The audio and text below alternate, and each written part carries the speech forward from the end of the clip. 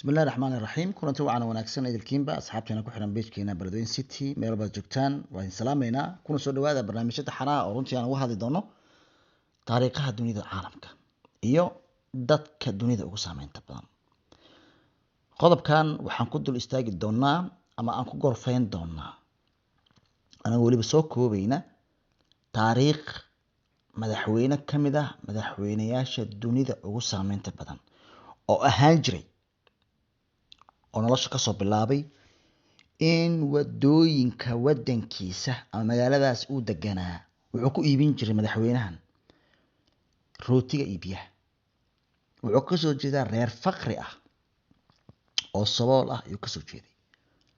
maantase waa madaxweynaha ugu saameynta badan dunida waa madaxweynaha ugu magaca dheer dunida durba dadkiina qaar waxaa laga yaabaa inay isweydiiyaan amaba is yiraahdaan ma midka Mareykanka baa ma midka China ma midka Ruushka intaaba ma aha waa madaxweyne waliba aan kugu daray waa madaxweyne muslima waa madaxweynaha dalka Turkiga waa Recep Tayyip Erdogan madaxweynaha ugu saameynta iyo shacbiyada badan caalamka waqtiga la joogo Mareykanka laga tag Ingiriiska laga tag China laga tag maantadan waa madaxweyne caalamka inta badan qayb ka ah noloshiisa waxaa la wuxuu ka soo bilaabay dhulka sagxadda ayuu ka soo bilaabay qofkan hadduu doonayo inuu diyaarad ku duulo hankiisu yahay waa uu ku duuli karaa hadduuse doonayo inuu u gurguurto sidii diinkii asaga ayaa samayn karaa hadba qofka meesha uu ku haminayo waxaa kaga xigta hadba dadaalkiisa iyo juhdigiisa qof waliba meeshuu doonayo waa uu hiigsan karaa haddaba yaan ku dheeraanayna madaxweyne Recep Tayyip Erdogan waliba waa madaxweyne dadkiisa maanta iyo dalkiisaba dunida meel weyn ka gaarsiiyay bal yaan ku dheeraan sheekadiisa bal aan soo koobo sheekada ninkan Recep Tayyip Erdogan magaciisa oo saddexan waxa la yiraahdaa horto waa Recep Tayyip Ahmed Erdogan abi waxa la oran jiray Ahmed Erdogan wuxuu dhashay sanadkii 1954 wuxuu ku dhashay deegaan la yiraahdo Kasimbasa oo jeer la ah ama daris la ah Istanbul abi wuxuu waa askari ka tirsan ciidanka ilaalada xeebaha ee dalka Turkiga hooyadiina waxa la oran jiray Tansila waxay ahayd gabar ka shaqeysa horumarinta dumarka muslimiinta adduunka waxay ahayd gabar caan ku ah khudbadaha iyo abaabulka bulshada ayay runtii kicin jirtay abaabuli jirtay runtiina u tilmaami jirtay xagga arrimaha diinta waa qoys asalkoodiiba muslimnimada ay ku weyneed waana mid ilaa hadda Erdogan muslimnimadiisu ee runtii wadamada reer galbeedka ah ay aad u dhaliilaan doonayaan hadda inay meesha ka saaraan haddaba sanadkii 1960kii ayuu bilaabay dugsiga hoose ee ku yaala isla goobtii uu ku dhashay ee Kasimbasa sanadkii 1964 ayuu bilaabay dugsiga dhexe wuxuuna ka bilaabay magaalada Istanbul sanadkii 1969kii ayuu isna bilaabay dugsigii sare wuxuuna ahaa dugsi xirfadeed diini ah ninkan asalkiisa diinta ayuu ku dhow yahay waana madaxweyne runtii lagu tilmaamo xagga diinta inuu aad uga adag yahay waana midda keentay mar haddaad allaha subxaanahu wa tacaala adiga ku abuurtay aad jaar la tahay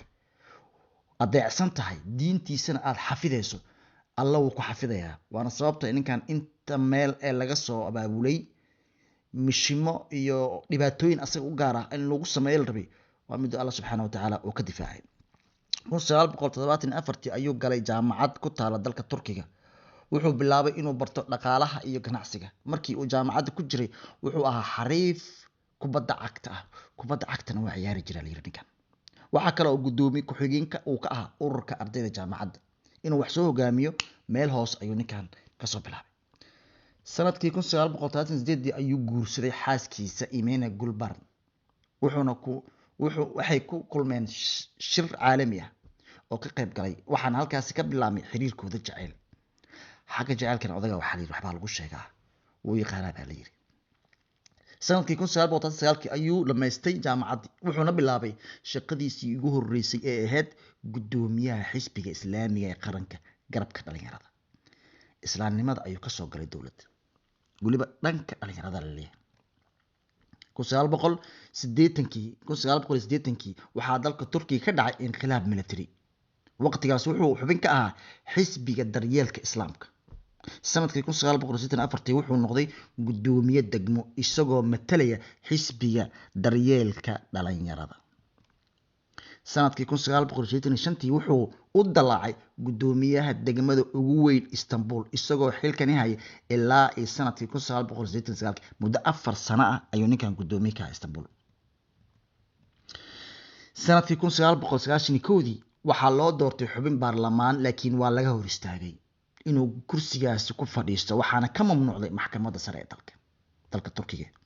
sanadkii 1994 ayaa loo doortay duqa magaalada Istanbul oo waqtigaasi ahayd magaalada ugu weyn dhinaca ganacsiga markii la sheegana waa magaalo waxaa la yiri waxay ahayd gudaafada iyo wasaqda iyo biyaha isdhaxyaacayaan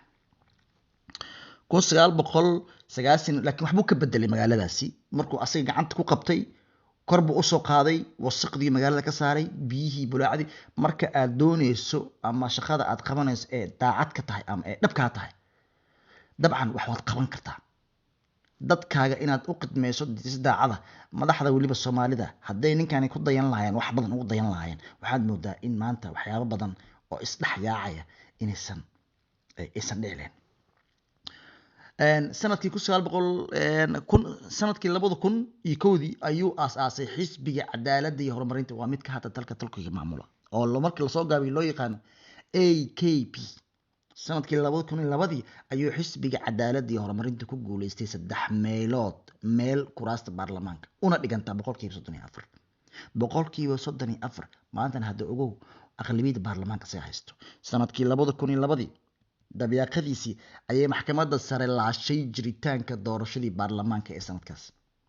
ninka in la soo hagardaamiyo la soo jilaafeeyo waxay ku soo bilaabatay yaraantiisii sanadkii 2011 waxaa dhacday doorasho guud ee dalka oo dhan waxaa markii saddexaad guuleystay xisbiga AKP waa midka Rajab Tayyip Erdogan kadib xisbigaasi ayaa mar saddexaad dib u magacaabay ra'iisul wasaare Erdogan sanadkii 2013 waxaa dalka Turkiga gaar ahaan magaalada Istanbul ka dhacay rabshado gilgilay siyaasadda ra'iisul wasaare Erdogan iyo dawladdiisa reer galbeedkii baa waxay mar walba ku diraan dadkiisa ninkan sanadkii 2016 waxaa isna dhacay afgambi la doonay in asaga meesha looga saaro laakiin maysan dhicin oo dadkiisii wax u qabtay ayaa difaacay dadkaaga markaad wax u qabato waa ay ku difaacayaan sababta waxbaad u haysaa laakiin marka tahay tuug wax hadaya qabyaalista ah dalka musuqmaasuqaya cid ku rabto ama cid ku hor istaagayso waa la soconnaa 2016 wixii ka dhacay magaalooyinka waaweyn ee dalka Turkiga shacabkii baa taangiyadii u isku dhigay si ay madaxweynahooda iyo dawladnimadooda u ilaashadaan haddaba maanta waa madaxweynaha dunida ugu saameynta badan waa madaxweyne kaalin weyn ku leh ama la oran karo waa wadanka labaad ee ugu weyn NATO wuxuu soo saaraa diyaarado Bernardar la yiraahdo oo runtii aad dunida caalamka ugu qeylisay oo Mareykankan iswalwaalaya oo wadamada islaamkan dagaalku ku hayo ayaa marmarka qaar ka cabsada diyaaradaha uu soo saaro dalka Turkiga dhaqaalahana kor ayuu u soo qaaday qofka markuu doonayo inuu dadkiisa wax u qabto waa uu gaari karaa meesha uu socdo halkaas ayaan ku soo koobaynaa barnaamijka taariikhda kooban ee madaxweynaha mayalka adag ee toosan ee Rajab Tayyip